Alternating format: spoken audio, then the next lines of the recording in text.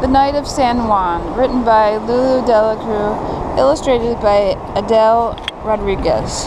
Back in the 1940s, in Puerto Rico's walled city of Old San Juan, everybody knew everybody else.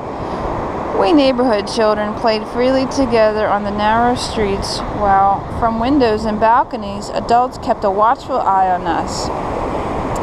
It was only my lonely friend Jose Manuel who was forbidden from joining us. "Look, Evelyn," whispered Amelia. "He's up there again watching us play." And I looked up. There he was, sitting on his balcony floor. He peered sadly down at us through the wrought iron railing, while his grandma's soap opera blared from the radio inside. No matter how hard Jose Manuel tried, he could not convince his grandma to let him play out on the street. Too many crazy drivers. Too hard the cobblestones. Muy peligroso. His grandma would shake her head and say, "Too dangerous."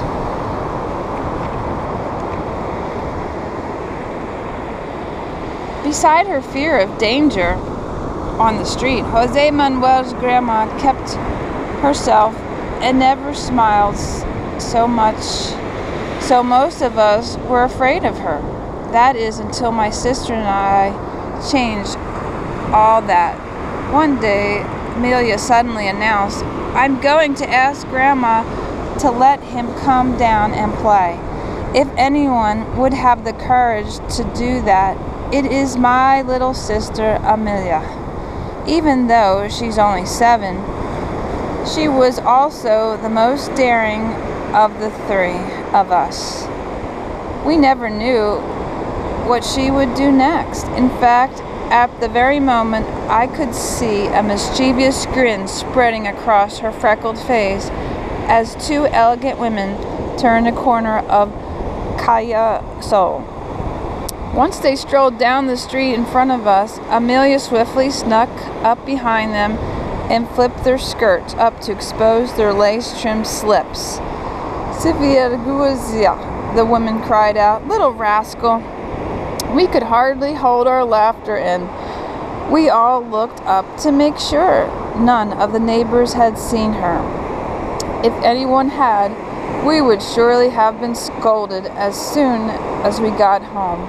News traveled fast as in our neighborhood. Luckily, only Jose Manuel was watching us with his amusement in his wistful eyes. Grateful for an audience, Amelia smiled at him, curtsied, and ran down the street toward the old cathedral, with us chasing after her. I couldn't help but feel sorry for my friend as we left him behind.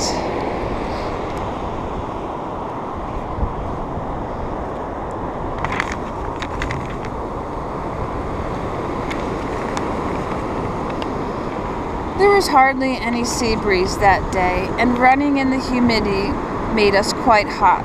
Let's get coconut sherbet. Let's go get some coconut sherbet," said Amelia, peeling her damp red curls away from her sweaty neck.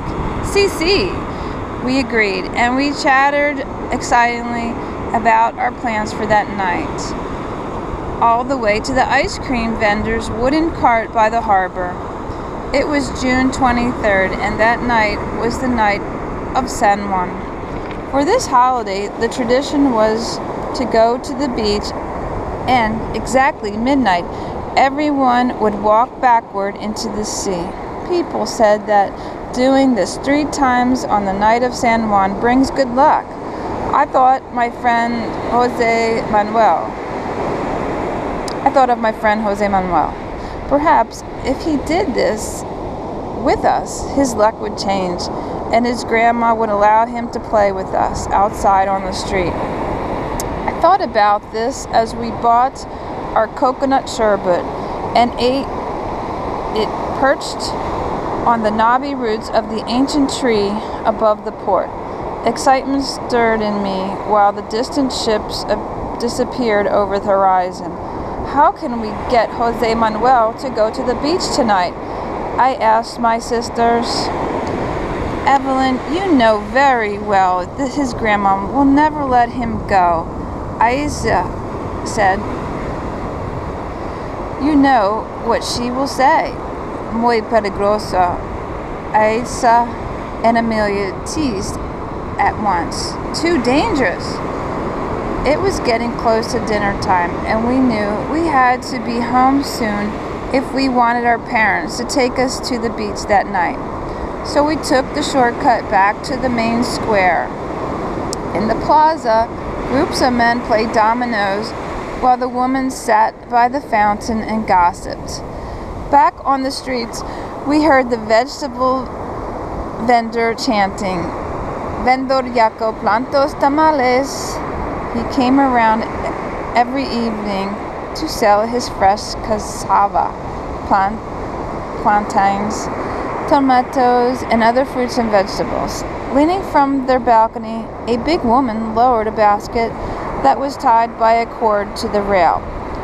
In it was the money that the vendor replaced with 2 green plantains. As we approached our street, I saw Jose Manuel and his grandma on the 2nd floor. She gave Jose Manuel money and went back inside. He was about to lower his basket when I had an idea. Maybe there was a way we could ask him to join us.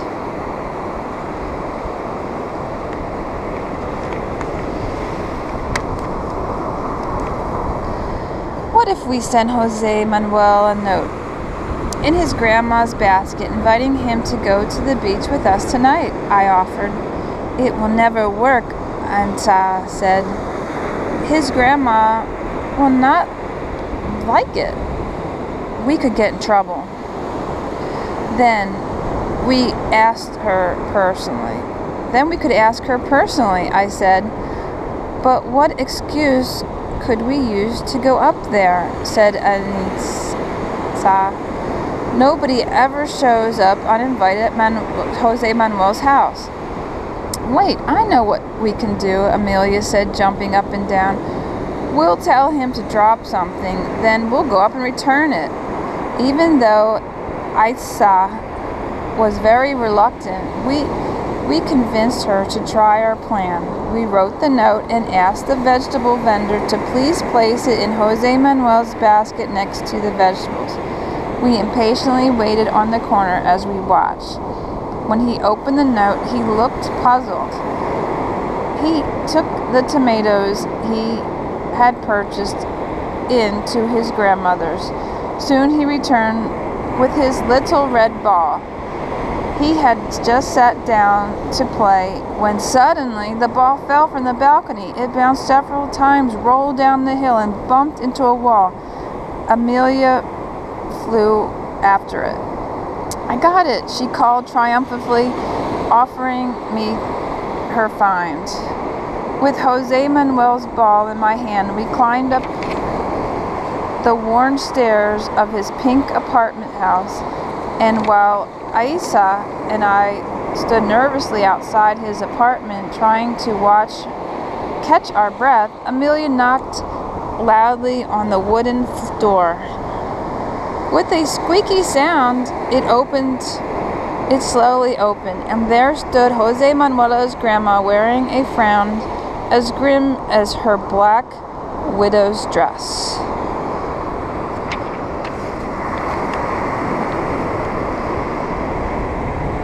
See, she said, how can I help you? Isa and I looked at each other. She looked as afraid as I felt. But without hesitation, Amelia took the little red ball from my hand and proudly showed it to Jose Manuel's grandmother. I want to run, but a glimpse of Jose Manuel's hopeful expression made me stay. This belongs to Jose Manuel, Amelia declared. We came to return it.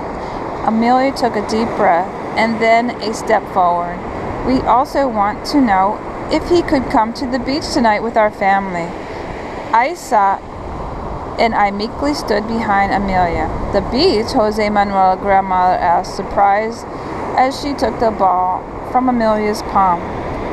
Why, Why, yes, I stuttered. Tonight is the night of San Juan, and our parents take us to the beach every year.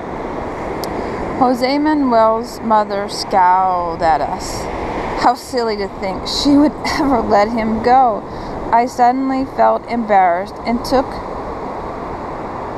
turned to leave, pulling both sisters with me by their arms. Wait, we heard her raspy voice behind us. Come inside for a solito de más. It was then that I smelled the aroma of the corn fritters that were escaping from the kitchen. Jose Manuel's grandmother was making solitos for dinner. Oh yes, Amelia followed her in without a thought. And before we knew it, we were all seated in the living room rocking chairs next to Jose Manuel, eating the most delicious corn fritters that we dipped in garlicky sauce. Somehow sitting there with Jose Manuel, his grandmother, seemed less scary. After we finished, Jose Manuel's grandmother thanked us for the invitation and said she would let us know. Jose Manuel smiled.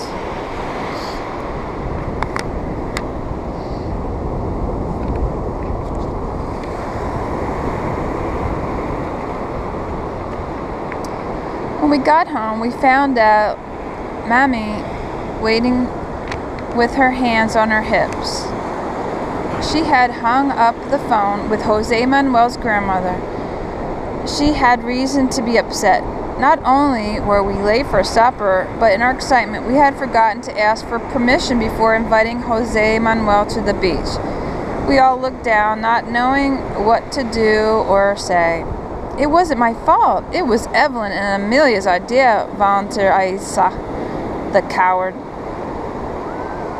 Benito, Mommy, I said, don't punish us. We forgot. Forgot? Mommy asked. See, Mommy, we all said at once, we are sorry. Actually, it was very nice of you girls to invite him, said Mommy. But please remember to ask me first next time. Late that night, the whole family went to the beach as was our tradition on the night of San Juan. But this time was special for we had Jose Manuel with us. The full moon shone against the velvet sky. The tide was high, and the beach swarmed with young revelers who, like us, had waited all year for this night's irresistible dip in the dark ocean. The moment we reached the water, we all turned around, held hands, and jumped back into the rushing waves. Amelia stumbled forward. Aisa joyfully splashed back, and so did I, as to let go of my sister's hand.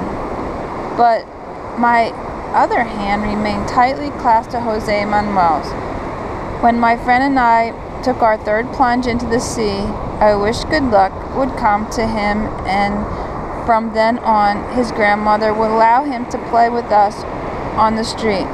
And as a wave lifted us high in the water, I suddenly knew this wish would come true.